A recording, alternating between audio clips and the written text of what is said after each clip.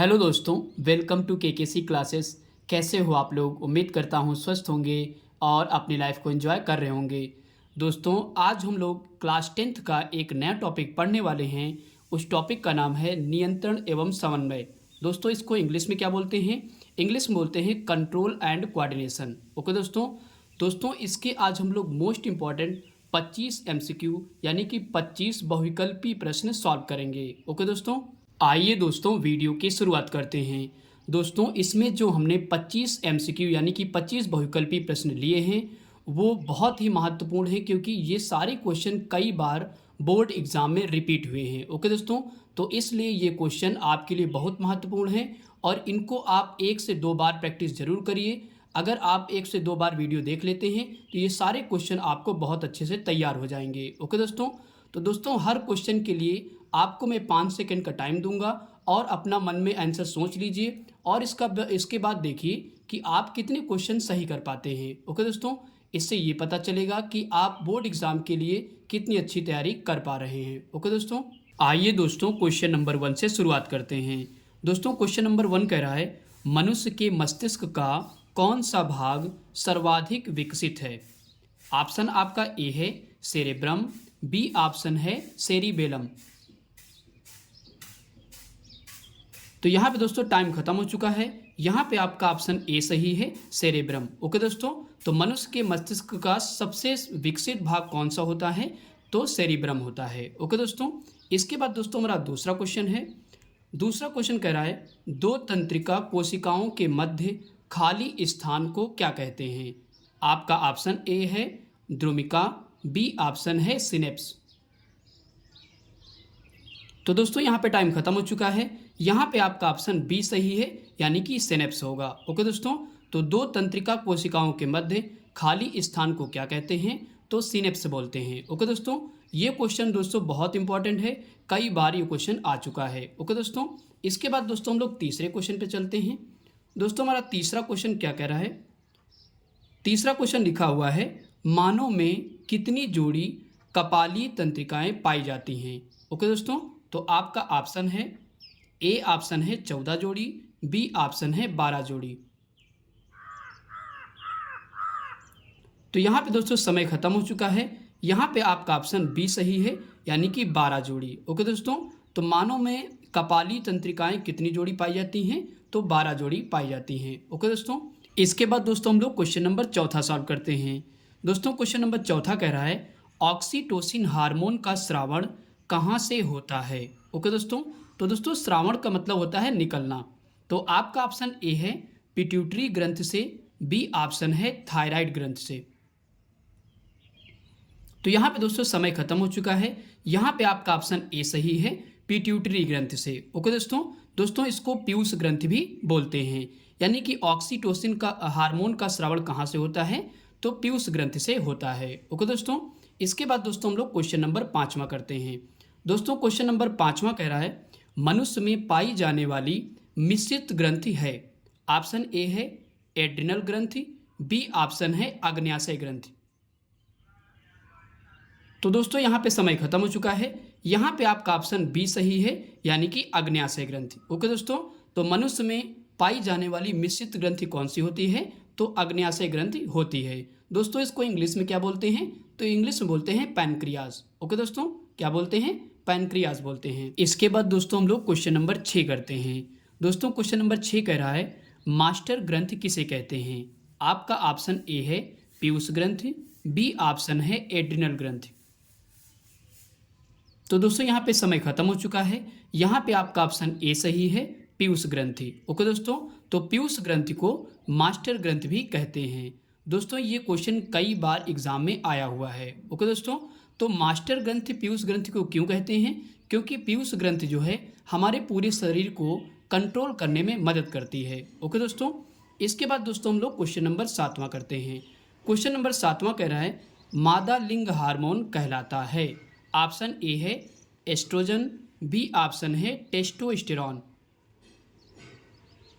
तो दोस्तों यहाँ पे समय खत्म हो चुका है। यहाँ पे आपका ऑप्शन ए सही है, यानी कि एस्ट्रोजन। ओके दोस्तों, तो मादा लिंग हार्मोन कौन कहलाता है यहाँ पे? तो एस्ट्रोजन होगा। ओके दोस्तों, अगर हम देखें टेस्टोस्टेरोन कैसा हार्मोन है, तो ये नरलिंग हार्मोन है। ओके दोस्तों, इसके बाद दोस्तों हम लोग क्वेश्चन नंबर 8वां करते हैं। क्वेश्चन नंबर दोस्तों 8वां कह रहा है, कौन सा पादप हार्मोन कोशिका विभाजन में सहायक होता है? ऑप्शन ए है ऑक्सिन, बी ऑप्शन है साइटोकाइनिन। तो दोस्तों यहाँ पे आपका समय खत्म हो चुका है। यहाँ पे ऑप्शन बी सही है, यानी कि साइटोकाइनिन। ओके दोस्तों, साइटोकाइनिन एक पादप हार्मोन है जो कि कोशिका विभाजन में सहायता करता है। ओके दोस्तों, इसके बाद दोस्तों अगला क्वेश्चन करते हैं। अगला क्वेश्चन है क्वेश्चन नंबर 9। दोस्तों क्वेश्चन नंबर 9 कह रहा है, निम्न में से कौन एक पादप हार्मोन नहीं है? आपका ऑप्शन ए है जिब्रेलिन हार्मोन, बी ऑप्शन है एस्ट्रोजन हार्मोन। तो यहाँ पे दोस्तों समय खत्म हो चुका है। यहाँ पे आपका ऑप्शन बी सही है, एस्ट्रोजन हार्मोन। ओके दोस्तों, तो यहाँ पे दोस्तों ये पूछ रहा है कि इनमें से पादप हार्मोन कौन सा नहीं है, तो एस्ट्रोजन जो हार्मोन है वो एक पादप हार्मोन नहीं है। ओके दोस्तों, तो आइए दोस्तों जितने भी पादप हार्मोन होते हैं एक बार दोस्तों हम लोग अच्छे से पढ़ लेते हैं। दोस्तों इससे क्वेश्चन बहुत तरीके के बनते हैं, तो आइए दोस्तों एक बार हम लोग पढ़ लेते हैं। तो यहाँ पे दोस्तों हमने कुछ पादप हार्मोन जो कि लिख रखे हैं। आपको पता है कि पादप हार्मोन का मतलब वो होता है जो हार्मोन पेड़ पौधों में पाए जाते हैं, उन्हें पादप हार्मोन कहते हैं। ओके दोस्तों, तो मेनली जो होते हैं वो 5 पादप हार्मोन होते हैं। ओके दोस्तों, इन्हीं से वो क्वेश्चन घुमा घुमा के बना देता है। तो आइए दोस्तों पढ़ लेते हैं। सबसे पहला पादप हार्मोन है ऑक्सिन हार्मोन। क्या बोलेंगे दोस्तों इसको? Auxin hormone. दूसरा हमारा है जिब्रेलिन हार्मोन। क्या बोलेंगे? Gibberellin hormone. इसके बाद तीसरा है साइटोकाइनिन। क्या बोलेंगे? साइटोकाइनिन। इसके बाद चौथा हार्मोन है एब्सिसिक एसिड हार्मोन। क्या बोलेंगे? Abscisic acid hormone. इसके बाद दोस्तों पांचवा है एथिलीन हार्मोन। ओके दोस्तों, तो यही दोस्तों पांचों आपको अच्छे से पढ़ लेना है। एक बार दोस्तों और हमारे साथ रिवाइज करिए तो ताकि आपको अच्छे से याद हो जाए।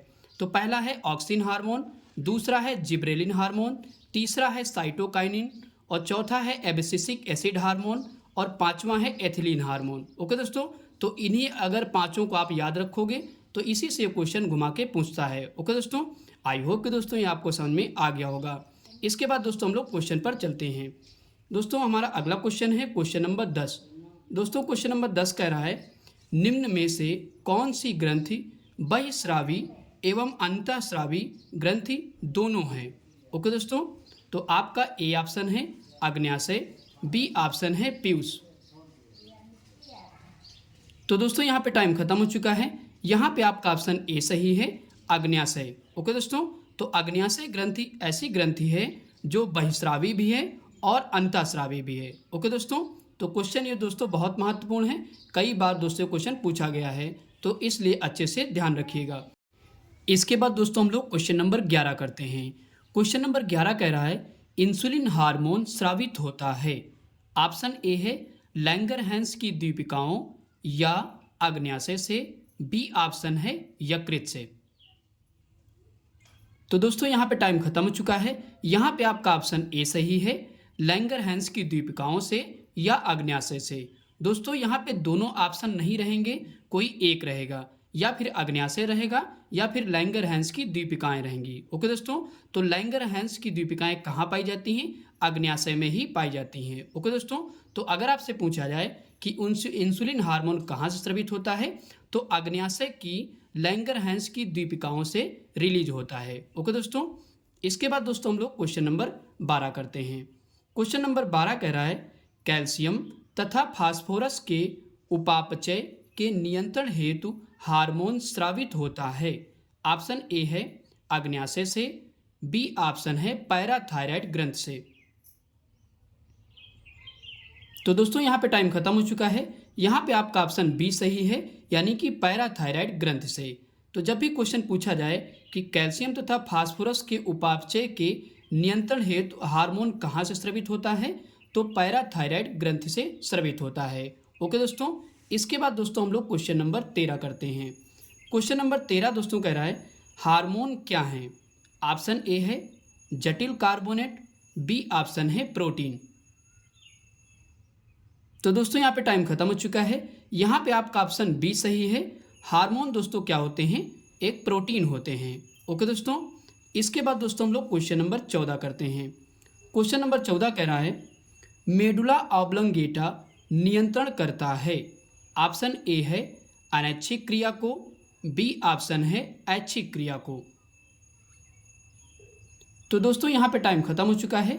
यहाँ पे आपका ऑप्शन ए सही है, अनैच्छिक क्रिया को। ओके दोस्तों, तो जब भी क्वेश्चन पूछा जाए कि मेडुला ऑब्लोंगेटा नियंत्रित करता है, तो हमारी जो अनैच्छिक क्रिया होती हैं उनको नियंत्रित करता है। ओके दोस्तों, जैसे आपको पता है कि अनैच्छिक क्रिया कौन सी होती हैं, जिन पे हमारा कंट्रोल नहीं होता है, जैसे दिल का धड़कना, सांस का लेना, ये सब कैसी क्रियाएं होती हैं दोस्तों, तो अनैच्छिक क्रिया होती हैं। ओके दोस्तों, तो इसको कौन नियंत्रित करता है, तो मेडुला ऑब्लोंगेटा नियंत्रित करता है। ओके दोस्तों, इतना समझ में आ गया होगा। इसके बाद दोस्तों हम लोग क्वेश्चन नंबर 15 करते हैं। क्वेश्चन नंबर 15 कह रहा है मनुष्य के मस्तिष्क में पाई जाने वाली अंतःस्रावी ग्रंथि है। ऑप्शन ए है थाइमस ग्रंथि, बी ऑप्शन है पीयूष ग्रंथि। तो दोस्तों यहाँ पे आपका टाइम खत्म हो चुका है। यहाँ पे ऑप्शन बी सही है, यानी कि पीयूष ग्रंथि। ओके दोस्तों, तो पीयूष ग्रंथि एक अंतःस्रावी ग्रंथि है जो कि कहाँ पाई जाती है, तो मनुष्य के मस्तिष्क में पाई जाती है। ओके दोस्तों, इसके बाद दोस्तों हम लोग क्वेश्चन नंबर 16 करते हैं। क्वेश्चन नंबर 16 कह रहा है निम्न में से कौन सा एक केवल जंतुओं में पाया जाता है। ऑप्शन ए है श्वसन, बी ऑप्शन है तंत्रिका तंत्र, और सी ऑप्शन है हार्मोन, और डी है वृद्धि। तो दोस्तों यहाँ पे टाइम खत्म हो चुका है। यहाँ पे आपका ऑप्शन बी सही है, यानी कि तंत्रिका तंत्र। ओके दोस्तों, तो कौन सा केवल जंतुओं में पाया जाता है इसमें से, तो तंत्रिका तंत्र जंतुओं में केवल पाया जाता है। आपको पता है कि पादप भी श्वसन करते हैं, और पादप में भी हार्मोन होता है, और पादप भी हमारे वृद्धि करते हैं। ओके दोस्तों, लेकिन पादप में क्या होता है, तंत्रिका तंत्र नहीं पाया जाता है, यह केवल जंतुओं में पाया जाता है। ओके दोस्तों, आई होप कि दोस्तों यहाँ तक आपको सारे क्वेश्चन समझ में आ गए होंगे। इसके बाद दोस्तों हम लोग क्वेश्चन नंबर 17 करते हैं। दोस्तों क्वेश्चन नंबर 17 कह रहा है पीयूष ग्रंथि पाई जाती है। दोस्तों पीयूष ग्रंथि को पिट्यूटरी ग्रंथि भी कहते हैं, और पीयूष ग्रंथि को मास्टर ग्रंथि भी बोलते हैं। ओके दोस्तों, तो पीयूष ग्रंथि कहाँ पाई जाती है। ऑप्शन ए है मस्तिष्क के अधर तल पर, और बी ऑप्शन है सेरेब्रम पर। तो दोस्तों यहाँ पे टाइम खत्म हो चुका है। यहाँ पे आपका ऑप्शन ए सही है, मस्तिष्क के अधर तल पर पीयूष ग्रंथि पाई जाती है। ओके दोस्तों, इसके बाद दोस्तों हम लोग क्वेश्चन नंबर 18 करते हैं। क्वेश्चन नंबर 18 कह रहा है किस हार्मोन की कमी से मधुमेह रोग हो जाता है। ओके दोस्तों, तो मधुमेह रोग को इंग्लिश में क्या बोलते हैं, डायबिटीज़ बोलते हैं। ओके दोस्तों, आपका ऑप्शन ए है थायरॉक्सिन हार्मोन की वजह से, या फिर इंसुलिन हार्मोन की वजह से। तो यहाँ पे दोस्तों टाइम खत्म हो चुका है। यहाँ पे आपका ऑप्शन बी सही है, यानी कि इंसुलिन हार्मोन की वजह से क्या हो जाता है, मधुमेह रोग हो जाता है। ओके दोस्तों, जब इंसुलिन कम मात्रा में हमारे शरीर में स्रावित होता है तो कौन सा रोग हो जाता है, तो मधुमेह रोग हो जाता है। ओके दोस्तों, इसके बाद दोस्तों हम लोग क्वेश्चन नंबर 19 करते हैं। क्वेश्चन नंबर 19 कह रहा है थायरॉक्सिन हार्मोन की कमी से होता है। ऑप्शन ए है घेंघा रोग, बी ऑप्शन है स्कर्वी रोग। तो दोस्तों यहाँ पे टाइम खत्म हो चुका है। यहाँ पे आपका ऑप्शन ए सही है, घेंघा रोग। ओके दोस्तों, तो थायरॉक्सिन हार्मोन की कमी से कौन सा रोग हो जाता है, तो घेंघा रोग हो जाता है। कभी कभी दोस्तों आयोडीन भी दे देगा, तो उसकी कमी से भी, आयोडीन की कमी से भी घेंघा रोग हो जाता है। ओके दोस्तों, इसके बाद दोस्तों क्वेश्चन नंबर 20 करते हैं। क्वेश्चन नंबर 20वां कह रहा है सामान्य मनुष्य के मस्तिष्क का भार होता है। ऑप्शन ए है 1300 से 1400 ग्राम, बी ऑप्शन है 1200 से 1300 ग्राम। तो दोस्तों यहाँ पे टाइम खत्म हो चुका है। यहाँ पे आपका ऑप्शन ए सही है, यानी कि मनुष्य के मस्तिष्क का वजन कितना होता है, तो 1300 से 1400 ग्राम तक होता है। ओके दोस्तों, इसके बाद दोस्तों हम लोग क्वेश्चन नंबर 21 करते हैं। क्वेश्चन नंबर दोस्तों 21 कह रहा है यदि एक मनुष्य में प्रतिवर्ती क्रियाएं नहीं हो रही हैं तो उसके तंत्रिका तंत्र का कौन सा भाग क्षतिग्रस्त हो गया है। ओके दोस्तों, ऑप्शन ए है मेडुला ऑब्लंगेटा, बी ऑप्शन है मेरुरज्जु। तो दोस्तों यहाँ पे टाइम खत्म हो चुका है। यहाँ पे आपका ऑप्शन बी सही है, मेरुरज्जु। ओके दोस्तों, मेरुरज्जु को दोस्तों इंग्लिश में क्या बोलते हैं? तो स्पिनल कॉर्ड बोलते हैं। क्या बोलते हैं? Spinal cord. ओके दोस्तों, यदि एक मनुष्य में प्रतिवर्ती क्रियाएं नहीं हो रही हैं तो वहाँ पे दोस्तों कौन सा अंग क्षतिग्रस्त हो गया है? तो तंत्रिका मेरुरज्जु अंग। ओके दोस्तों, तो यहाँ पे आपका ऑप्शन बी सही हो जाएगा। इसके बाद दोस्तों हम लोग क्वेश्चन नंबर 22 करते हैं। क्वेश्चन नंबर 22 कह रहा है प्रकाश की उद्दीपन के कारण पौधों में होने वाली गति को कहते हैं। ऑप्शन ए है फोटोट्रॉपिज्म या फिर प्रकाशानुवर्तन, बी ऑप्शन है हाइड्रोट्रॉपिज्म। तो दोस्तों यहाँ पे टाइम खत्म हो चुका है। यहाँ पे आपका ऑप्शन ए सही है, यानी कि फोटोट्रॉपिज्म, जिसको बोलते हैं हिंदी में प्रकाशानुवर्तन। ओके दोस्तों, तो प्रकाश की उद्दीपन के कारण पौधों में होने वाली गति को क्या कहते हैं?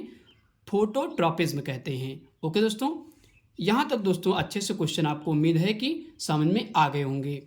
इसके बाद दोस्तों हम लोग क्वेश्चन नंबर 23 करते हैं। दोस्तों क्वेश्चन नंबर 23 कह रहा है निम्न में से कौन सा हार्मोन फलों को पकाने में सहायता करता है?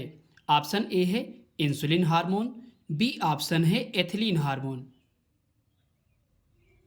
तो दोस्तों यहाँ पे टाइम खत्म हो चुका है। यहाँ पे आपका ऑप्शन बी सही है, एथिलीन हार्मोन। ओके दोस्तों, जब भी दोस्तों आपसे पूछा जाए कि कौन सा हार्मोन फलों को पकाने में सहायता करता है तो आपका ऑप्शन होना चाहिए एथिलीन हार्मोन। ओके दोस्तों, इसके बाद दोस्तों हम लोग क्वेश्चन नंबर 24 करते हैं।